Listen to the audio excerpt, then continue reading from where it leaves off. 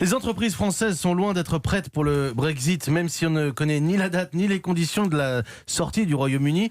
Il y a urgence. Oui, le ministère de l'économie vient même de lancer un vrai signal d'alerte et c'est l'enquête du 7h. Bonjour Maud Descamps. Bonjour Mathieu, bonjour à tous. Seule une entreprise française sur deux s'est préparée au Brexit. Oui, je peux vous dire qu'à Bercy, on est très inquiet du niveau d'impréparation.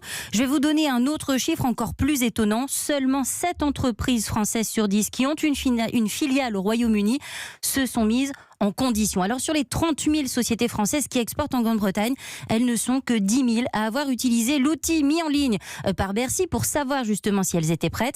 Et elles ne sont que 5 000 à avoir suivi une formation auprès des douanes françaises. Mais depuis quelques jours, on sent bien à Bercy qu'il y a un petit sentiment d'urgence puisque ces ateliers affichent en fin complet.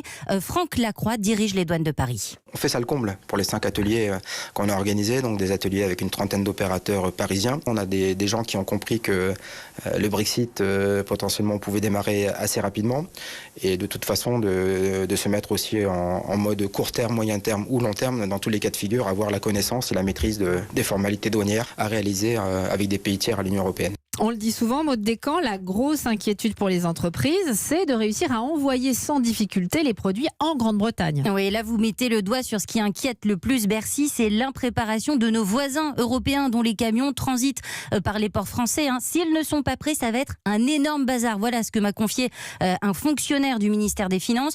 Aujourd'hui, 80% des marchandises européennes qui partent vers la Grande-Bretagne passent par la France. C'est 4 millions de poids lourds chaque année. Et donc si demain ces poids lourds sont bloqués à Calais parce qu'ils ne sont pas en règle, eh bien c'est la paralysie. C'est ce que craint Gary Howard. Il est britannique mais il dirige une PME française et son business model repose sur les délais de livraison. Nous avons des créneaux de livraison avec un abattement de 30 minutes. Ça veut dire que si vous avez un camion qui est bloqué au port pendant quelques heures, bien évidemment, c'est extrêmement difficile de garantir que nous puissions respecter ces créneaux de livraison.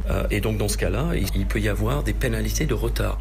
Et donc, pour éviter ce scénario catastrophe, eh bien, les douanes françaises proposent aux entreprises de transport dans l'Est de l'Europe des formations. Mais impossible, dit-on à Bercy, de savoir combien d'entreprises étrangères sont réellement prêtes. Merci Maud Descamps, c'était l'enquête du 7h.